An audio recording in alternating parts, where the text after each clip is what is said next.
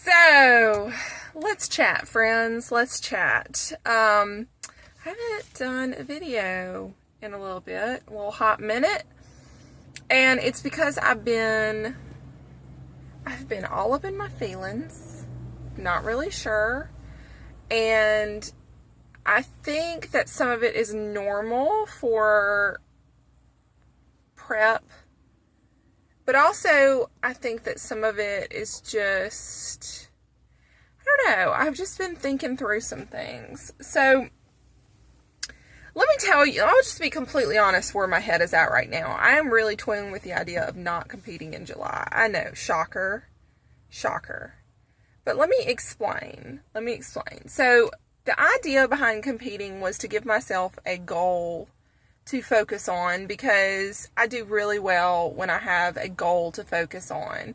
I get a lot of fulfillment out of having goals and then meeting goals, and so I personally I like having something that I'm working towards. I feel like what it does for my life is that it just focuses me. It just focuses me. It gives me something.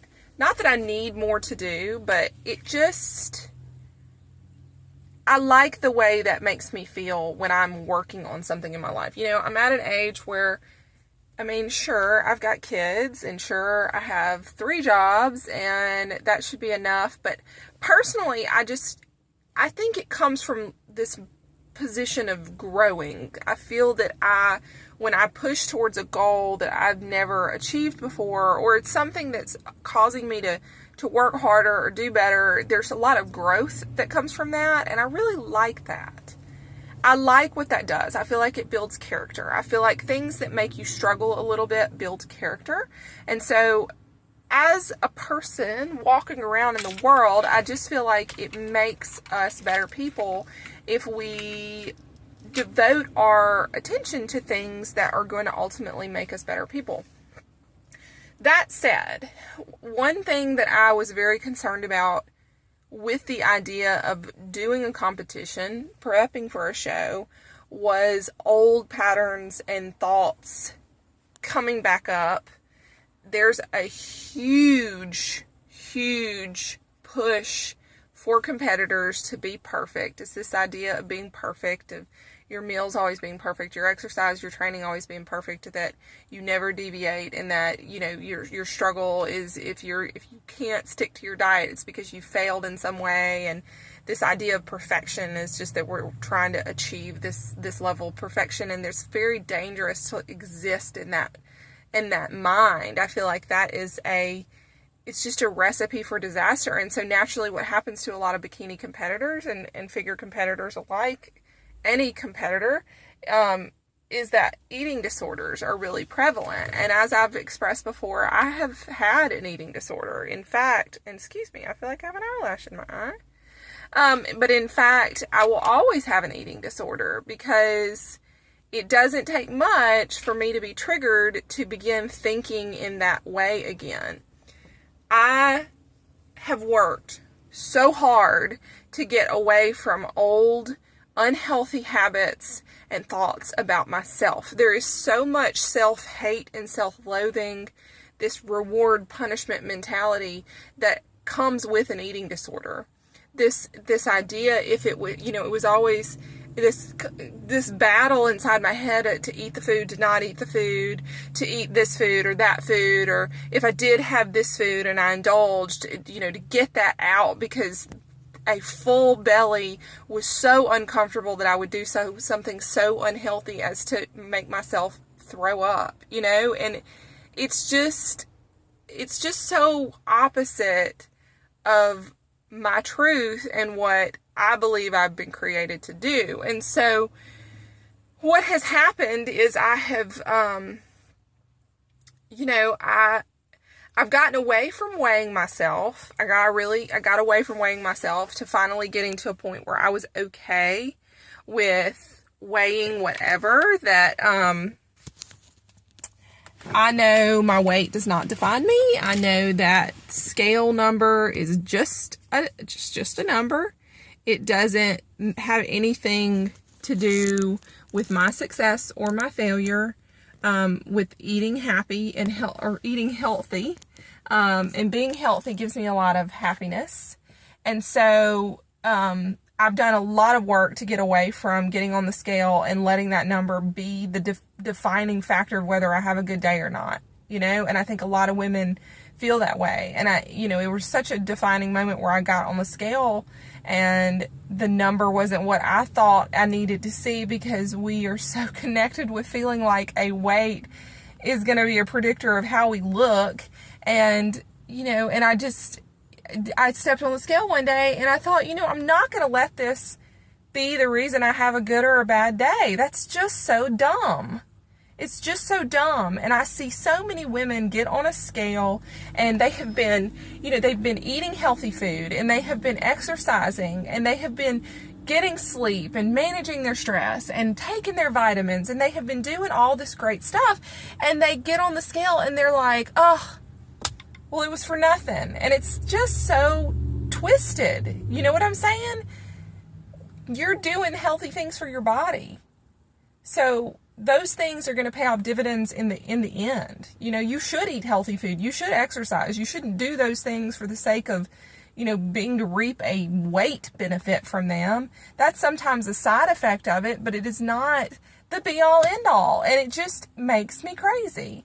I don't want it's the same thing like my kids. I don't want my kids to turn out to be good people because of what that might do for them, how that might benefit them selfishly. I want them to be good people because we should all be good people, because that's what God has directed us to be, like he's given us these tools to be really kind and generous people, and we should be that way out in the world, interacting with our fellow brother and sister, not because we stand to gain anything from that, but because of that just, it makes the world a better place. It's what we should be doing anyway. We should be eating healthy. We should be moving our body, because that's what the body was designed to do. And so this idea that you step on a scale and it's going to give you a thumbs up or a thumbs down as to whether you have been good or not.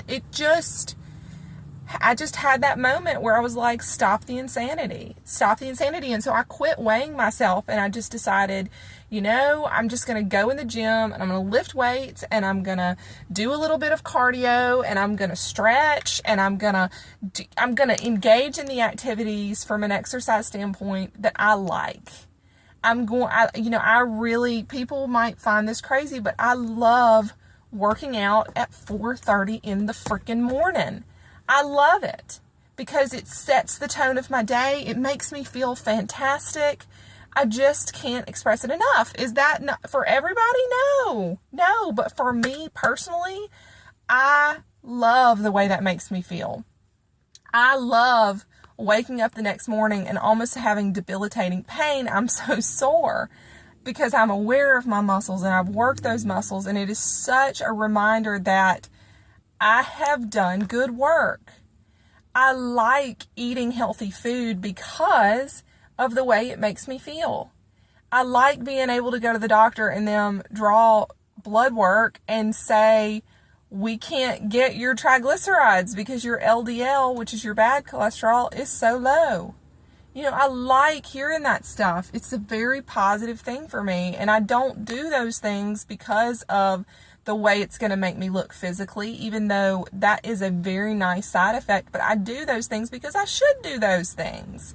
When I eat crap food, it makes me feel crappy. It makes me feel tired. It makes me feel irritable and all kinds of bad things. But I like the way that good food makes me feel. And I do those things because of that. So when this idea came up to compete, it was a goal, yes, and it was something to focus on. And I had said to myself in the very beginning that this was going to be something I wanted to work on, but I would not let it consume me to the point that I would launch back into old thoughts, patterns, and behaviors, because I've worked too damn hard to get away from that. I have worked so hard. And if you've never had an eating disorder, let me just key you in and clue you in to what the mind of somebody with an eating disorder looks like. It is a very dark and ugly place. It is a place that you are constantly driven by whether or not you deserve to eat. whether or not you deserve to enjoy your meal. It is the mind of a person that feels like a terrible person because they didn't stick to their self-imposed diet. That they feel like they are a failure and they feel like they don't deserve to live. Honestly. And so, yes, I want to compete and yes, I want to do well and I want to get lean and I want all those things, but I'm starting to feel myself feel these things again and think these thoughts again, and I will be damned if I allow that to happen to myself. You have to be a little obsessive in order to get into, to compete. You know, I think you do have to be a little bit obsessive, but there's a good obsessive and there's a bad obsessive. And right now I feel like I'm teetering on the edge of bad obsessive, and I don't want to go there. What triggered it was that I started tracking my weight every day, which is not a bad thing because it was very eye-opening to see how my body was behaving. To see the normal fluctuations and, you know, to be in sync with it, to kind of see what the relationship my body had, you know, what was going on. And I feel like understanding that leads to a long-term healthy relationship with my body and with my food, because I'm still on this continual path to get healthy mentally and to be okay with myself. And so I stepped on the scale earlier, Sunday, I stepped on the scale and I had experienced a pretty good loss. And then I stepped on the scale and I was right back to square one of where I started this thing. Mind you, I haven't had my body fat checked because I just can't seem to find a good day to do it. But I know that the scale is not the be all end all, and there can be, you can be heavy one day for a lot of reasons and then light the next day for other reasons. And it doesn't necessarily dictate where you are, but it was very concerning to have dipped so low and then all of a sudden go right back. And then I tracked it for a few days just to see if it was going to level out again, and it didn't, and it stayed.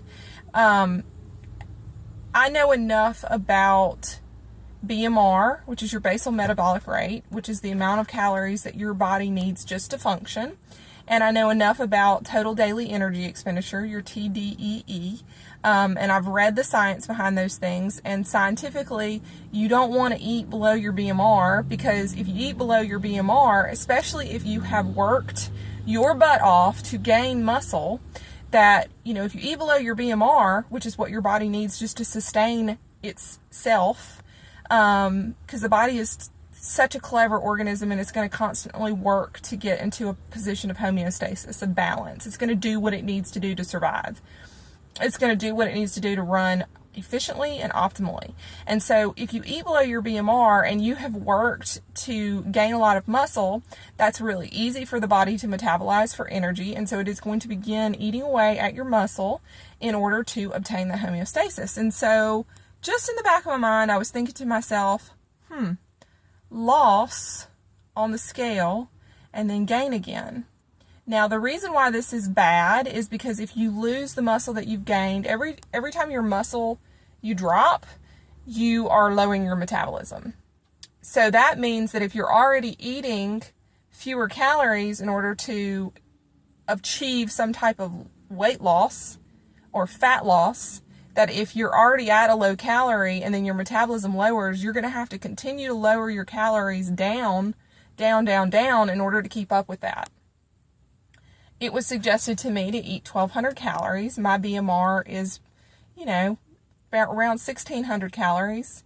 And it's just stupid. It's just stupid. And this is where I am right now in my mind. And it was mentioned to me, and yes, there's science to support that, but there's more science to support what I know. And when I started eating 1,200 calories, it just, in the back of my mind, it was like, I know this is wrong. And yet I did it anyway.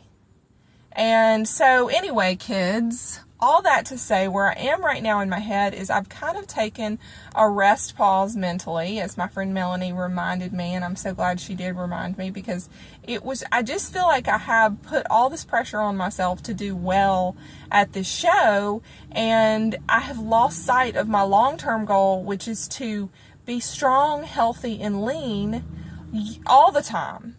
I would like for decades from now to be walking around looking so good and not having to try so hard and put so much thought into it and not let it consume me.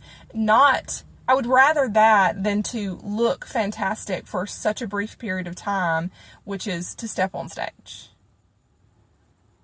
It's just not worth it to me. It's not worth it to me.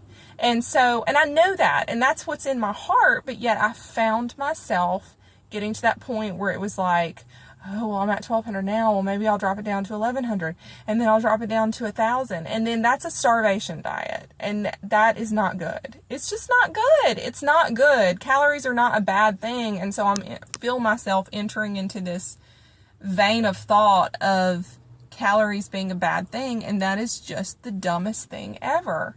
And I refuse to do it. And so if I don't end up competing, then so be it. It doesn't matter that much to me that I would do that to sacrifice my long-term health or to undo all of the hard work that I have done to get to this point right now where I see this happening and I'm like, pump the brakes, back off. It's just a show.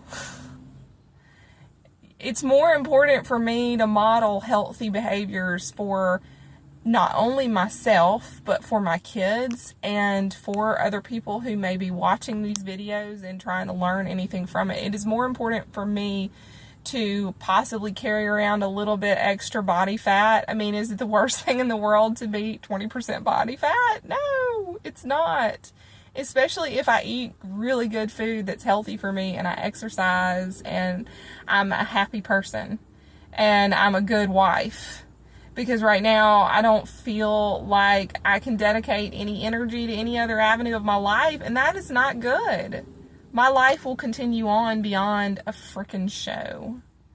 You know, that's like one isolated period of time. And not that you can't work on goals or you have to be focused on goals for a short period of time, but I don't know. I just feel like this is bigger than that. So that's where my head is right now. It doesn't mean that I'm not competing. It doesn't mean that I am competing. I've still got that show date out there. I'm still going to train really hard and eat to try to get lean. And I still would like to do a show, but I'm just sharing with you guys where I am right now because I have talked about it so much, and I feel like I don't know, I hope this can help other people. You can't get so focused on a short-sighted goal that you lose sight of your long-term goals, which your long-term goal should be to be the healthiest you that you can be. So anyway, that's been weighing on my heart a lot lately, and I think that that's probably why I haven't filmed anything. But I feel like I should talk about it, and so there you go. 18 minutes. Hashtag sorry, not sorry. But I feel like, I don't know, I hope that helps you. If it helps you, let me know. Comment below. Is anybody really watching these? Did you hang in till the end? If you did, thanks for listening. Alright, I'm about to head into a meeting, so I'm gonna go. But you kids, stay cool, keep it classy, and by all means be healthy. Make healthy choices.